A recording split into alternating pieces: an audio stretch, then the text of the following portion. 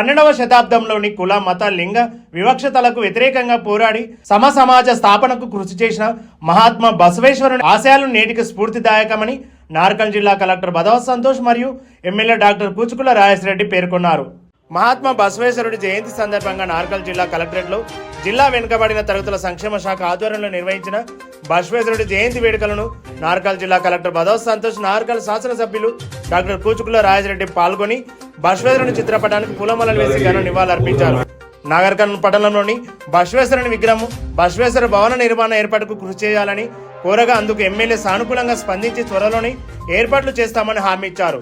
ఈ కార్యక్రమంలో జిల్లా వెనుకబడిన తరగతుల సహాయక సంక్షేమ శాఖ అధికారి శ్రీరాములు, జిల్లా గౌరవ అధ్యక్షుడు జెమ్ని సురేష్, జిల్లా ప్రెసిడెంట్ గిరిజాశంకర్, సెక్రటరీ రాజేష్, మమ్మాయిపల్లి రాజు, మహాదేవన్పేట రవిశంకర్, రాజేష్, వీరశైవ లింగయాత్ సభ్యులు తదితరులు పాల్గొన్నారు.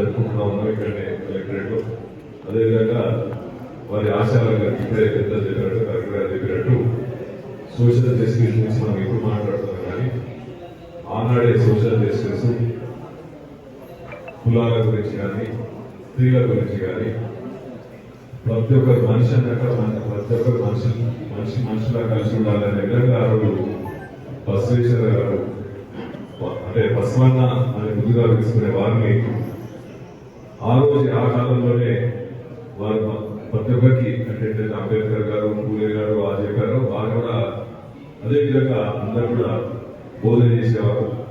వాళ్ళని ఇప్పటికీ మనము ఫాలో అవుతున్నాం, ఫాలో అవ్వాలి. ఇంకా కూడా మన పబ్లిక్ లోకి వాళ్ళు మాట్లాడిన మాటలు మనం ఇంకా తీసుకెళ్ళలేదు.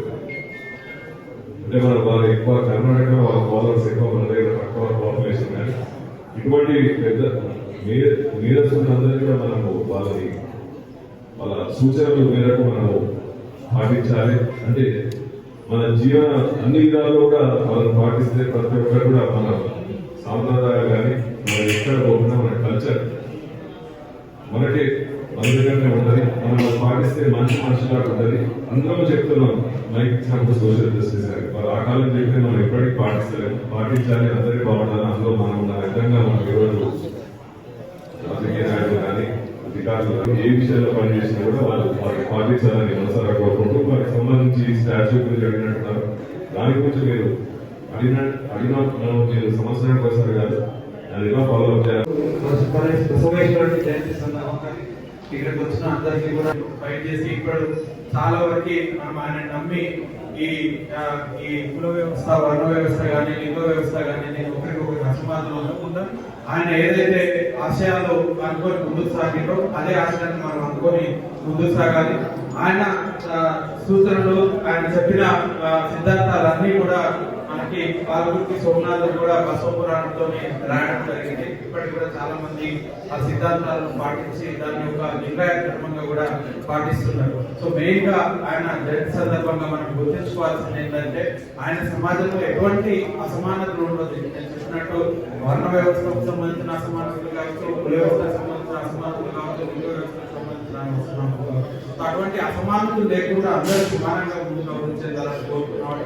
సో ఈ సందర్భంగా మనం కూడా ఆయన ఆశయాన్ని గుర్తించుకొని ముందుకు పోవాలని కోరుకుంటూ ఇక్కడికి వచ్చిన అందరికీ కూడా మరొకసారి ధన్యవాదాలు తెలియజేస్తున్నాం.